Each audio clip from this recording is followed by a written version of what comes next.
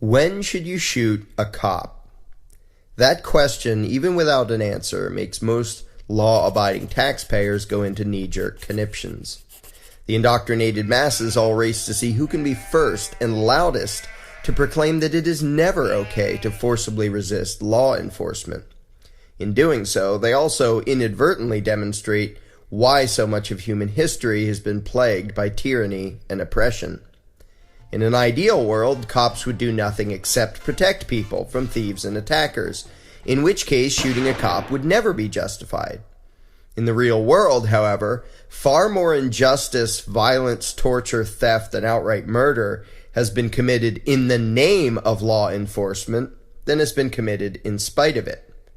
To get a little perspective, try watching a documentary or two about some of the atrocities committed by the regimes of Stalin or Lenin or Chairman Mao or Hitler or Pol Pot or any number of other tyrants in history.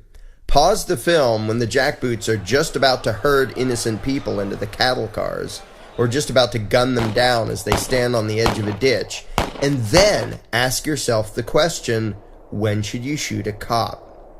Keep in mind, the evils of those regimes were committed in the name of law. And as much as the statement may make people cringe, the history of the human race would have been a lot less gruesome if there had been a lot more cop killers around to deal with the state mercenaries of those regimes. Now, people don't mind when you point out the tyranny that has happened in other countries, but most have a hard time viewing their own country, their own government, and their own law enforcers in any sort of objective way. Having been trained to feel a blind loyalty to the ruling class of the particular piece of dirt they live on, also known as patriotism, and having been trained to believe that obedience is a virtue, the idea of forcibly resisting law enforcement is simply unthinkable to many. Literally, they can't even think about it. And humanity has suffered horribly because of it.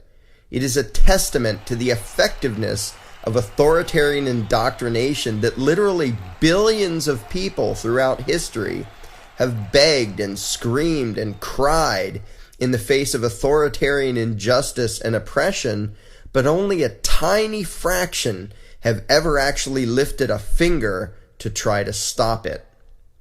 Even when people can recognize tyranny and oppression, they still usually talk about working within the system, the same system that's responsible for the tyranny and the oppression. People want to believe that the system will, sooner or later, provide justice. The last thing they want to consider is that they should illegally resist, that if they want to achieve justice, they must become criminals and terrorists, which is what anyone who resists legal injustice is automatically labeled. But history shows all too well that those who fight for freedom and justice almost always do so illegally, i.e., without the permission of the ruling class. If politicians think that they have the right to impose any law they want, and cops have the attitude that as long as it's called law, they will enforce it, what is there to prevent complete tyranny? Not the consciences of the lawmakers or their hired thugs, obviously, and not any election or petition to the politicians. When tyrants define what counts as law, then by definition, it is up to the lawbreakers to combat tyranny.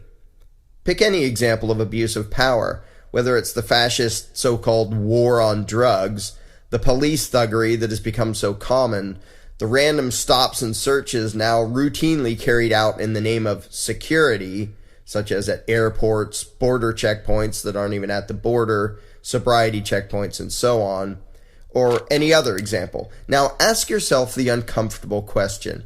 If it's wrong for cops to do these things, doesn't that imply that the people have a right to resist such actions? And of course, state mercenaries don't take kindly to being resisted, even non-violently.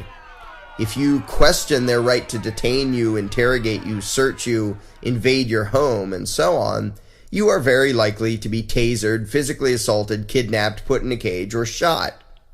If a cop decides to treat you like livestock, whether he does it legally or not, you will usually have only two options: submit or kill the cop. You can't resist a cop just a little and get away with it. He will always call in more of his fellow gang members until you are subdued or dead. Basic logic dictates that you either have an obligation to let law enforcers have their way with you, or you have the right to stop them from doing so, which will almost always require killing them. Politely asking fascists to not be fascists has a very poor track record throughout history. Consider the recent Indiana Supreme Court ruling, which declared that if a cop tries to illegally enter your home, it's against the law for you to do anything to stop him. Aside from the patent absurdity of it, since it amounts to giving thugs with badges permission to break the law and makes it a crime for you to defend yourself against a criminal, if he has a badge, consider the logical ramifications of that attitude. There were once some words written on a piece of parchment, those words now known as the Fourth Amendment, that said that you have the right to be free from unreasonable searches and seizures at the hands of government agents. In Indiana today, what could that possibly mean? The message from the ruling class is quite clear and utterly insane. It amounts to this: we don't have the right to invade your home without probable cause, but if we do, you have no right to stop us, and we have the right to arrest you if you try. Why not apply that to the rest of the Bill of Rights while we're at it? You have the right to say what you want, but if we use violence to shut you up, you have to let us. I can personally attest to the fact that that is the attitude of the U.S. so-called Department of Justice.